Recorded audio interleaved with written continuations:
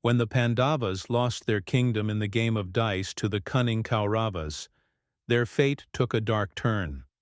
As per the conditions of the game, they were forced into exile for 12 years, followed by a 13th year to be spent in complete anonymity, an Agyatvas.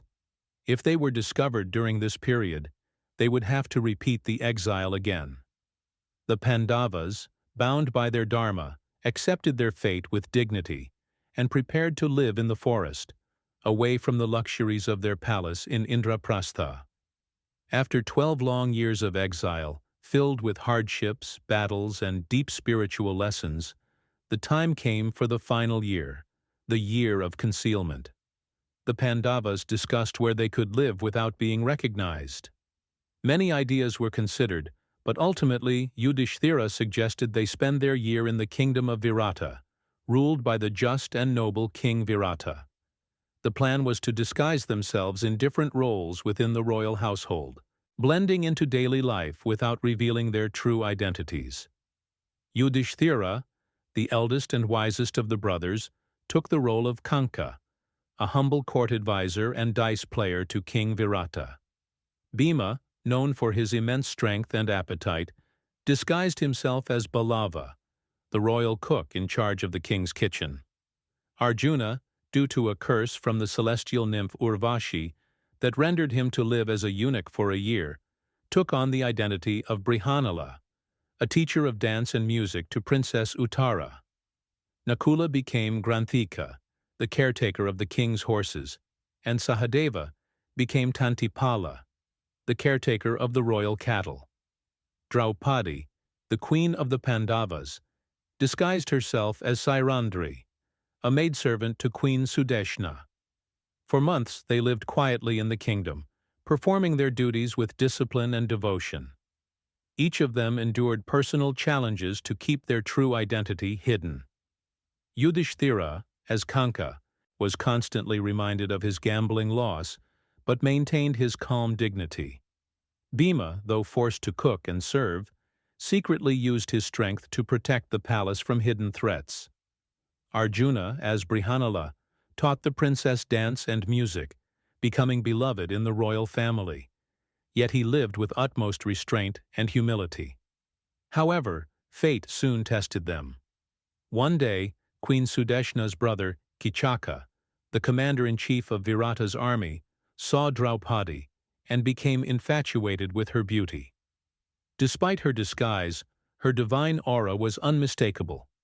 He tried to pursue her, but Draupadi, devoted to her husbands, refused his advances and sought protection from Queen Sudeshna. The queen, fearing her brother's power, remained helpless. Unable to bear the humiliation, Draupadi secretly approached Bhima and revealed her distress. Bhima, furious at Kichaka's misconduct, promised to punish him without revealing their identities. They devised a plan. Draupadi pretended to agree to meet Kichaka at night in the dance hall, and when he arrived, Bhima was waiting in her place. The two engaged in a fierce battle, and Bhima killed Kichaka, crushing his body with his immense strength. The news of Kichaka's mysterious death spread through the palace, filling everyone with terror.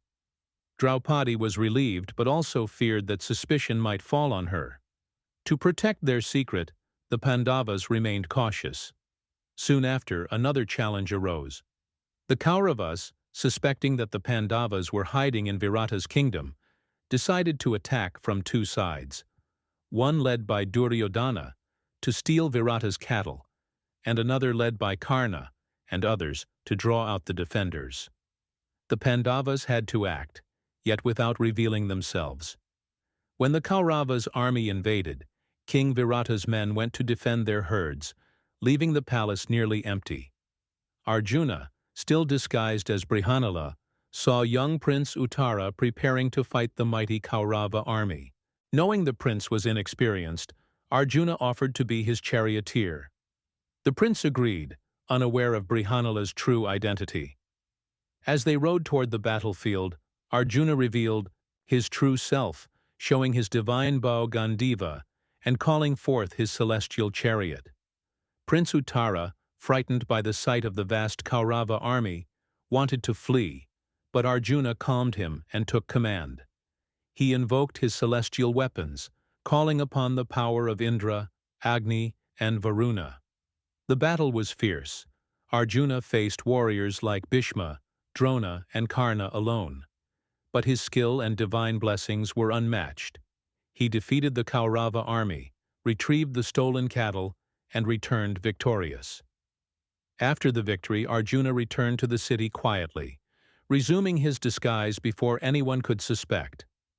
When King Virata later celebrated his army's triumph, he praised his son Uttara, unaware that it was Brihannala who had truly fought the battle.